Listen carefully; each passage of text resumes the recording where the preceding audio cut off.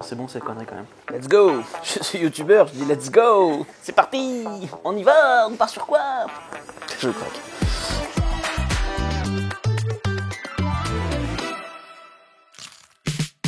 Bonjour à tous et bienvenue dans une nouvelle vidéo de la chaîne YouTube Dans ton Miam. Aujourd'hui, j'ai décidé de vous cuisiner un plat asiatique, une recette traditionnelle chinoise, mais en utilisant uniquement des produits français issus de l'agriculture et de la culture française. Je suis passionné de cuisine chinoise et plus généralement de toute la cuisine de l'Asie du Sud-Est. Mais quand on se pose la question de notre consommation et notamment de la localité des produits qu'on consomme, on se rend compte qu'avec la cuisine asiatique et la cuisine chinoise en particulier, on a une base de produits qui vient souvent de loin, de Chine, ça paraît logique. On va dire les 4 produits essentiels de ces cuisines, c'est le vinaigre de riz, cultivé souvent dans des rizières au bout du monde. On a le vin Shaoxing, c'est du vin de riz. On a la sauce soja. Et autre ingrédient phare de ces recettes-là, c'est la sauce huître. C'est-à-dire une sauce qui est confectionnée à base de sauce soja, d'huître et de sucre. Elle a été inventée un peu par hasard par un cantonais qui a laissé une casserole avec des huîtres et leur jus, donc et l'eau de mer, sur un fourneau. Et puis elles ont macéré, elles ont commencé à cuire,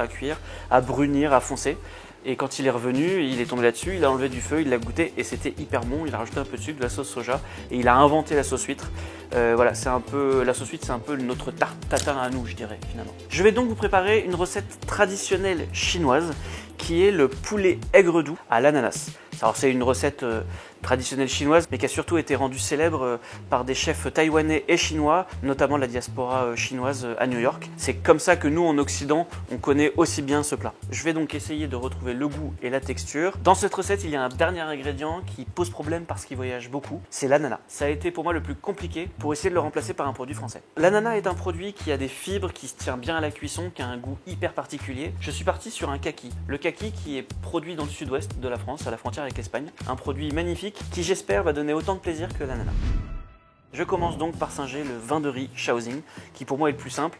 En fait, au départ, c'est du saké, donc le saké, c'est issu de la fermentation du riz. Et puis, c'est un vin qui est un peu sucré, dans lequel il y a des notes de pruneau. En produit français, je me suis dit que ça serait intéressant de partir. Oh, c'est dommage de partir maintenant. À bientôt, Franck. Ah non, mais je vous disais ce que j'avais fait. À bientôt, Franck.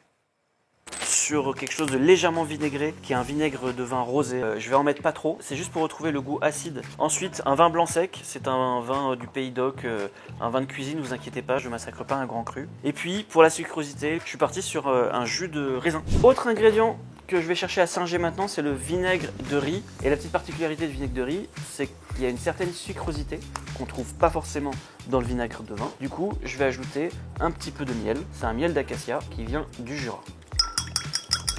Pour moi, c'est là que ça se corse, parce que singer la sauce soja, c'est un peu compliqué. Je vais faire uniquement la sauce soja foncée. Donc pour rappel, c'est quoi la sauce soja? C'est du soja fermenté et salé. Et la sauce soja foncée, c'est la même, mais avec à l'intérieur une décoction de champignons noirs qui la rend beaucoup plus puissante. J'ai une recette qui est dans ma tête pour le moment, qu'on va tester aujourd'hui, mais je ne l'ai pas testée, donc je vais la tester avec vous. De l'anchois de Collioure, bien évidemment, produit français. Des cèpes du Jura qui étaient déshydratés et que j'ai fait réhydrater dans de l'eau, et je vais me servir juste de l'eau de réhydratation. Et un vinaigre de pomme. Voilà, j'espère que c'est une bonne idée. Alors comme je suis pas extrêmement sûr de moi, je vais me faire un petit shot de sauce soja pour me rendre compte. Putain, c'est bon, c'est connerie quand même. Je commence par récupérer mon eau de décoction. Alors ces petits cèpes, on les jette pas, ça serait quand même très dommage. On pourra quand même les réutiliser, par exemple dans une purée de pommes de terre. Bon, déjà, on a la bonne couleur. Ouf! C'est parti pour les anchois. Je mets une pointe de vinaigre. C'est parti, la science a besoin de nous. Je vais rajouter du sel de Guérande pour essayer de retrouver la salinité de la sauce soja qui est très puissante. Je filtre ma préparation parce qu'on n'a pas envie d'avoir les petites arêtes des anchois. Je vous présente la fausse sauce soja 100% française. Est-ce que le goût est ressemblant? Très salé, je pense que je suis moins salé. C'est quand même pas mal. Franchement, je pense que dans de la cuisine, je suis pas sûr qu'on voit la différence. Autre expérience culinaire qui, celle-ci, devrait être légèrement plus facile puisque c'est une sauce à base d'huître. L'huître, produit français. On salue les apiculteurs. J'ai les huîtres qui volent. Nos amis ostréiculteurs français qui ont perdu. Leurs femmes, tous mortes. Je vais goûter quand même cette sauce huître pour vous la décrire et essayer de retrouver son goût. Waouh! Il y a un léger goût de mer avec une dernière touche un peu sucre. Je mets mes huîtres, hop, dans ma casserole. S'il y a du jus dans mes huîtres, je le mets aussi. Et un peu de notre sauce soja magique. On va faire bouillir et on va attendre que ça réduise. La sauce huître, c'est très épais. Donc je prépare un peu de fécule de maïs que je mets dans l'eau. Tout à l'heure, je viendrai épaissir mon bouillon avec. À mi-cuisson, je vais le mixer. Et je remets en cuisson. Et j'ajoute un tout petit peu de fécule de maïs délayé à l'eau. Nous avons la bonne texture sauce huître. Et nous avons fait tous nos petits ingrédients chinois avec nos produits français. Avant d'aller plus loin, je voudrais citer la personne qui m'influence pour cette recette parce que autant j'ai changé tous les produits asiatiques en produits français entre guillemets, autant pour le reste de la recette, c'est vraiment inspiré de la chaîne YouTube Cooking with Morgan, qui est pour moi la prêtresse de la cuisine asiatique vraiment globale parce qu'elle fait vraiment tous les pays d'Asie sur YouTube en France. C'est quelqu'un qui est extrêmement pédagogue dans ses vidéos. Je vous invite absolument à aller voir sa chaîne. Pour commencer, vous allez avoir besoin de cuisses de poulet désossées et coupées en morceaux. On va mettre une demi-cuillère de poivre noir. Eh bien non, pas de poivre, puisque le poivre, ça vient en grande majorité d'Asie aussi, et aussi de Madagascar. En France, on achète beaucoup à Madagascar. En fait, j'avais prévu un petit piment d'Espelette, encore un joli produit du sud-ouest. On aime le piment d'Espelette, et on va le remplacer pour le poivre. Alors, ça va pas donner un côté poivré, mais ça va donner un côté un peu relevé. Ensuite, notre joli sel de Guérande, une demi-cuillère à café, une bonne cuillère à soupe de fécule de maïs. Et enfin, j'ajoute mon faux vin de riz Shaoxing. Je mélange tout ça et je laisse mariner le temps qu'on prépare les légumes. Pour les légumes, rien de bien compliqué, un quart de poivron rouge. Ensuite, je prends mon oignon, bien sûr j'ai choisi un français, et puis issu de l'agriculture biologique. Quelque chose qu'on retrouve beaucoup en cuisine asiatique, c'est la ciboule. En France, c'est pas facile d'en trouver. Eh bien, j'ai pris un oignon nouveau, tout ce qu'il y a de plus classique, que je vais venir couper exactement comme une ciboule taille, en la détaillant en biseau. Ensuite, dans la recette de Morgane, il y a une purée de piment. Je le remplace par un piment du sud-ouest. J'en mets pas beaucoup, c'est vraiment juste pour relever un peu mon plat. Petite tomate cerise, bien sûr si vous êtes en saison, sinon ce plat se passe très bien de cet ingrédient. Et pour finir, kaki qui vient du sud-ouest, on espère qu'il va remplacer avec dignité notre ananas. Et enfin, pour finir avec nos légumes, l'ail et le gingembre. Le gingembre, à la base, c'est quand même pas un produit très culturel français. Ceci dit, je pense que depuis maintenant une quarantaine d'années, c'est un produit qu'on va retrouver très régulièrement dans la cuisine occidentale et notamment dans la pâtisserie, dans certaines infusions mélangées avec du miel. Et celui-là est 100% français et issu de l'agriculture biologique. Donc j'ai accepté de sortir un peu de mon concept et donc on va le râper. Je râpe mon ail de la même manière. Voilà pour les légumes, on peut passer maintenant à la sauce aigre doux. Je commence par du concentré de tomate.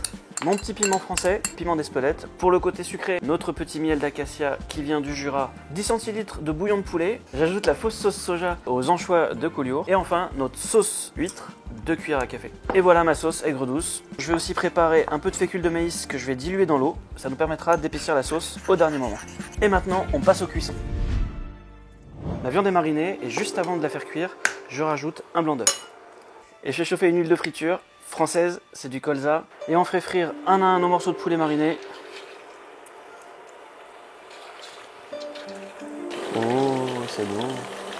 Quand vos morceaux de poulet sont bien dorés et croustillants, on les réserve sur le papier absorbant.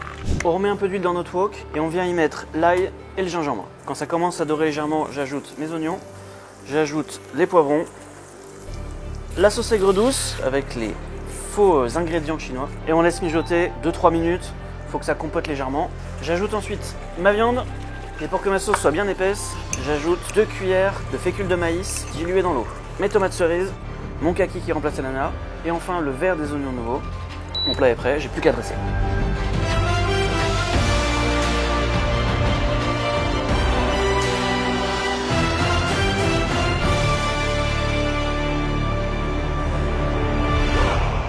Ai-je réussi à voler la recette chinoise avec des produits français? Je vais vous dire ça immédiatement. Bon, déjà en texture, en visuel, on est exactement pareil. Pas de surprise sur ce sujet-là. Et maintenant, on va goûter. Je vais essayer de goûter kaki et viande.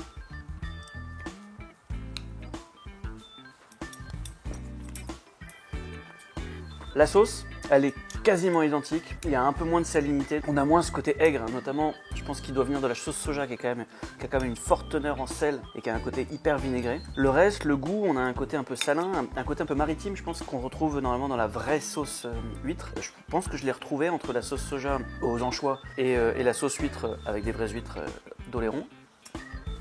Après, il y a les kakis. Réchauffés, ça a quand même bien moins de goût que l'ananas. Donc ça donne beaucoup moins de caractère au plat. Mais ça apporte sa petite sucrosité, c'est quand même sympathique. Franchement, je pense que ça dit plat asiatique, mais On sent cette connotation occidentale, européenne, un peu franchouillard. Moi, j'aime bien.